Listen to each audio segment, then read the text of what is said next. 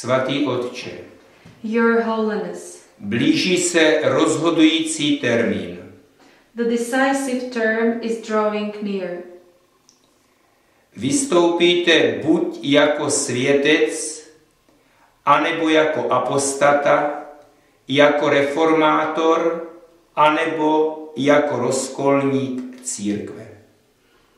You will prove to be a saint or an apostate, a reformer or a dissenter of the church. V dané historické situaci pro vás třetí možnost neexistuje. In this historic situation, there is no third alternative for you. Historia est magistra vitae. Historia est magistra vitae. V roce 1054 nastalo rozdělení církve. In 1054, the church was divided. Papežský prelát uvalil anatemu na východního patriarchu a ten zase na západní církev. The papal prelate declared an anathema on the Eastern Patriarch, who in turn declared an anathema on the Western Church.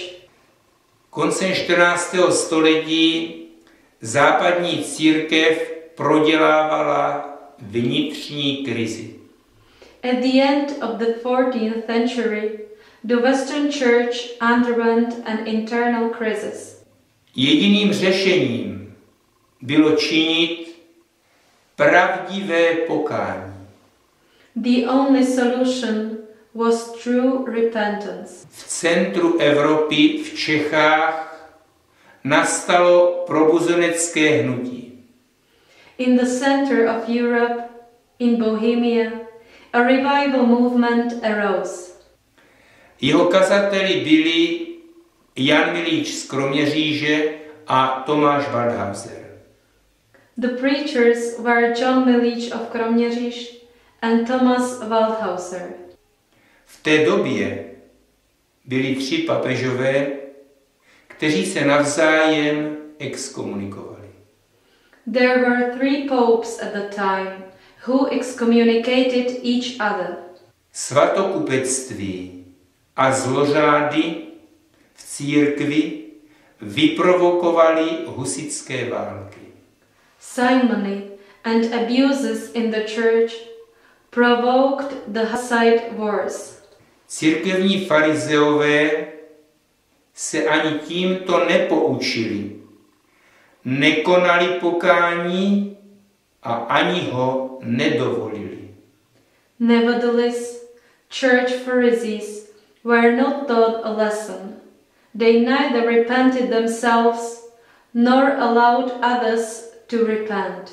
Proto muselo dojít k dalšímu církevnímu rozkolu. That was why another church split had to follow. A hlavním viníkem však nebyl Luther, ale zesvětáčtělý klerus. The main culprit, however, was not Luther, but the profaned clergy. Bohužel tak je tomu i dnes. Unfortunately, it is the same today. Tehdy, během několika let, téměř celá Evropa odpadla od katolicismu. At that time, within a few years, almost all Europe fallen away from Catholicism. Teprve v této hluboké krizi dovolila zesvětáčtělá hierarchie obrozenecké hnutí. Only in this deep crisis, the profane hierarchy allowed a revival movement. Nastala rekatolizace skrze mnohé světce a nově vzniklé řehole. The time of recatholicization came through many saints and newly established religious orders. K obnově přispěl i Tridentský koncil se svatým Karlem Boromejským. The Council of Trent with St. Charles Borromeo also contributed to the revival. Současná církevní hierarchie zaštiťuje a mnohdy přímo prosazuje hereze, ničící podstatu křesťanství. The present official church structure shields and often directly promotes heresies, destroying the essence of Christianity. Jde o historicko-kritickou teologii a úctu k pohanským démonům, prakticky zavedenou v Asízi. These are historical critical theology and reverence for pagan demons, which was practically introduced in Assisi. Svatý Otče, ještě můžete zastavit blížící se rozkol, který jste stanovil na 1.5.2011.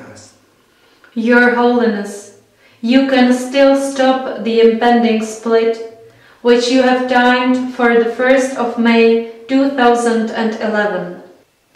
Jediným řešením je zrušit pseudobeatifikaci a započít pravdivou reformu církve. The only solution is to cancel the pseudo-beatification and to start a true reform of the Church. Pokud reformu nezačnete a místo ní budete beatifikovat apostatu a jeho heretického ducha, nejenom, že budete vyloučen z církve, ale ponesete hlavní vinu za rozkol. If you do not start the reform, but beatify an apostate and his heretical spirit instead, you will not only be excluded from the Church, but you will bear the blame for the Church split. Modlíme se za vás. Buďte stateční. We pray for you. Be brave. Biskupové synodu Ukrajinské pravověrné řecko-katolické církve. Bishops of the Synod of the Ukrainian Orthodox Greek Catholic Church.